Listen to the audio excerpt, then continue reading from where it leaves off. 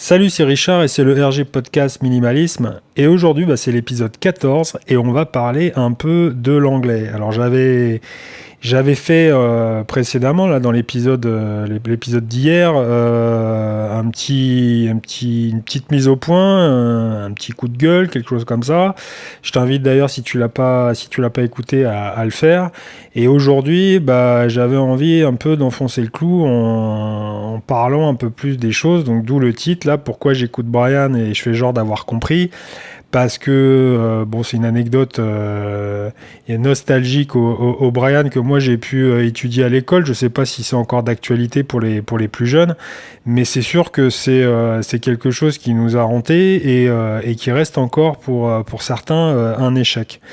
Alors, le truc, c'est que, est-ce que tu veux parler anglais? Parce que si tu veux pas parler anglais et que c'est loin de t'intéresser et que le sujet que j'évoquais donc dans l'épisode précédent t'a pas trop intéressé, là ça va être le cas quoi. Mais si tu veux continuer dans cette logique, il y a un truc qui est hyper intéressant, hormis le fait de vouloir discuter forcément anglais et de découvrir d'autres choses là-dedans, c'est que c'est un constat, hein, c'est une étude voilà, que j'ai lu, qui sort pas de mon imagination, c'est que tous les 10 ans, c'est bien d'apprendre une langue. Donc tu peux le faire à tout âge, hein. C'est pas une question de savoir que là ta situation, que tu sois retraité ou que tu ailles au collège, change. Non, non, c'est que régulièrement ça te permet voilà, de t'ouvrir, ton cerveau décuple des informations, à des informations supplémentaires et décuple son potentiel. Donc c'est hyper bon, tout comme c'est bon de prendre l'air ou de manger équilibré. Voilà. Donc ça c'est pour le côté scientifique, mais peut-être que tu as été aussi, tu as pris des cours ou que en dehors de l'école qui nous offrait généreusement ces heures, cette matière favorite, ou peut-être que tu as pris des cours et puis que au début t'étais un peu voilà, t'étais volontaire, t'étais motivé, et puis qu'au fur et à mesure tu t'es demandé elle est où la sortie là immédiate, parce que la prof ou la personne qui est en face de toi a la beau t'expliquer les choses, c'est hyper compliqué. Et puis des fois tu te demandes si c'est pas un peu volontaire de sa part, que tu trouves pas l'idée immédiate de se dire quand est-ce que je vais passer à l'action quoi. Donc l'action, elle est dans la vie de tous les jours, c'est sûr, mais elle est surtout sur essayer de réduire un peu la quantité d'infos qu'on nous donne régulièrement, parce que j'ai l'impression qu'on nous sature, et puis après on nous dit qu'est-ce qui se passe, t'as l'air fatigué. Non, j'ai pas l'air fatigué, mais moi, si tu me demandes d'être coureur de fond alors que j'ai jamais couru de ma vie et que on va te demander parce qu'on t'a filé une panoplie de suivre les meilleurs marathoniens du monde, ça va être compliqué, ça va être très très compliqué de faire un résultat et puis surtout de finir la course quoi.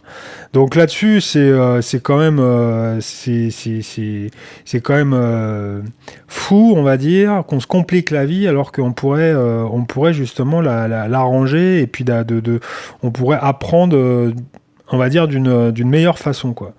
Et puis encore une fois, je reviens là-dessus, mais l'anglais, quand tu fais la comparaison de la culture, des informations, de tout ce que tu peux voir dans le monde et du fait que voilà, le commerce parle anglais, la littérature parle anglaise, il y a beaucoup de penseurs, il y a beaucoup de technologies, il y a beaucoup de gens. Je pense, moi je fais une parenthèse comme ça, mais les pays de l'Est, malheureusement, quand ils veulent s'intéresser un peu à ce qui se fait dans le monde, ils sont obligés de parler anglais parce que sinon la notice elle va pas être traduite dans leur langue, donc du coup c'est une nécessité, ça devient vital. Et puis nous, Français qu'on est, on se limite à ça, quoi. On se limite à notre culture, qui est une super culture que je revendique d'ailleurs, mais qui justement se freine parce que pour certains, hein, on peut pas débattre, on peut pas développer une idée, on peut pas lire un bouquin en anglais, l'analyser et puis après donner son opinion de façon beaucoup plus propre. On est tributaire d'une traduction qui des fois peut être mal fait ou mal interprétée, c'est tout un truc. Et puis cette culture française, moi j'ai envie qu'elle soit un peu plus développée dans le monde. J'ai envie que quand on voyage ou quand il y a un voyageur qui vient nous voir, on soit là et qu'on se planque pas dès que la personne nous demande son chemin. Enfin voilà quoi, c'est tout un univers qui fait que on est bloqué par rapport à notre éducation. On est bloqué par rapport au fait qu'on nous ait mis un bottin à apprendre par cœur en nous disant voilà c'est tout ça à apprendre et en plus de ça c'est pervers parce qu'on le sait très bien avec notre culture qu'on est une population qui a besoin de bien maîtriser les choses avant de réagir, avant de faire les choses.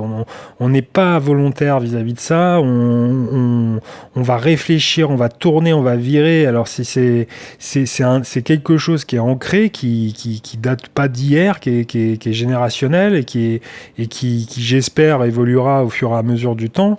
Mais on a ce côté-là où faut vraiment faut pas passer pour un bête quoi, faut pas mais un bête, on a tous été bêtes hein. On a tous été gamins, on a tous commencé avec notre langue maternelle et nos parents nous ont dit et nous ont expliqué pendant 2000 fois alors 2000 fois d'un coup, ça fait long sur le moment mais sur quelques temps, tu t'aperçois que c'est répétitif mais c'est pas non plus aberrant et pendant 2000 fois la leçon a été faite et après on a compris ce mot-là, ceci, cette explication, ça veut dire ça, d'accord.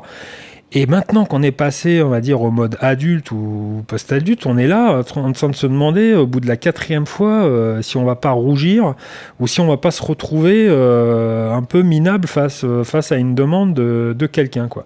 Donc faut oublier c'est un effort à faire, hein, c'est sûr. Faut oublier nos échecs et puis surtout faut se dire que cet environnement-là, on a été des victimes. On a été simplement des victimes. On nous a pris, on a profité de ce contexte-là, de cette nature-là, et puis on nous a dit vous êtes pas bon quoi, vous êtes pas bon, et puis on le sait maintenant que vous êtes pas bon, donc on l'a cru. Du coup on l'a cru. Alors on va arrêter avec cette légende, cette légende urbaine.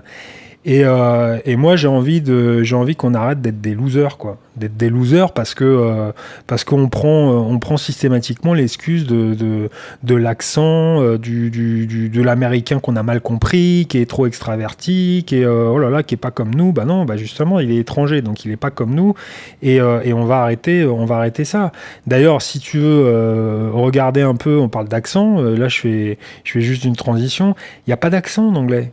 Il n'y a pas d'accent en anglais. Et tous les accents que tu vas trouver en français, c'est un dérivé de mots, alors de vieux François, hein, où tu vas avoir, au lieu d'avoir un accent circonflexe, tu vas avoir un S derrière. Donc, tu as énormément de choses à simplifier de façon à que les choses soient très claires pour ton apprentissage, quoi. Donc, on va mettre du minimalisme. Moi. J'ai envie de mettre ce minimalisme-là que je revendique dans la danse, dans cette façon d'apprendre, on va dire, et puis on va finir de se morfondre sur nos échecs passés de classes surchargées ou de choses comme ça, et de se dire que on a une culture, on a une grande histoire et de ce pays qui est la France, et on a cette culture à propager, et inversement on a des choses à apprendre des autres de façon globale. On est les champions du monde hein, au niveau langage, au niveau apprentissage de la langue, la difficulté de la langue française, on est un des pays qui chaque année remet son titre en jeu. Alors c'est pas le plus compliqué, mais c'est un des plus compliqués. Donc je pense que si si chacun a réussi à avoir son temps de parole, ses explications et son temps scolaire, on est capable d'apprendre rapidement cette langue qui est l'anglais. anglais, quoi. Donc, on va filer. Moi, je t'invite à filer chercher la solution. Et puis, je te présenterai demain, moi, ma solution dans le podcast des RG. Dans le RG Podcast Minimaliste, je vais y arriver, c'est la fin de la semaine. Je t'expliquerai ça dans un prochain épisode. Donc on se retrouve demain, on se retrouve donc sur les réseaux sociaux et puis sur ma page RG Podcast Minimalisme. Et puis je te souhaite une bonne journée et je te dis à demain. Salut!